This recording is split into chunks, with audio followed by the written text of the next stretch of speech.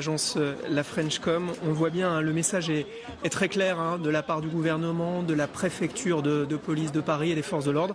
C'est la fermeté et la tolérance zéro, même si on le voit, eh bien, ici et là, il y a des débordements et des dégradations.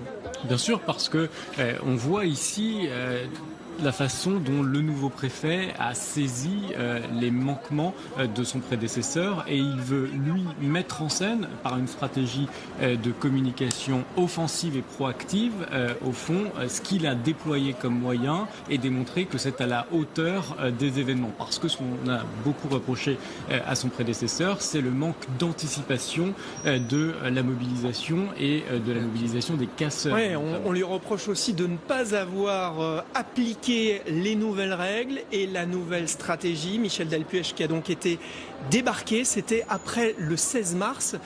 Et je dirais que c'est une date très symbolique, hein, ce 16 mars.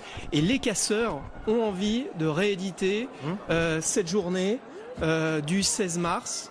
Et là, le gouvernement est prévenu, et le nouveau préfet aussi, Didier Lallement. Et il y a aussi, vous avez raison, par ailleurs une bataille d'image qui est engagée parce que, et il faut le dire très clairement, ces images de violence, elles ne peuvent pas aider l'opinion à adhérer au mouvement des Gilets jaunes. Elles ne peuvent, au fond, que mettre à distance les Français.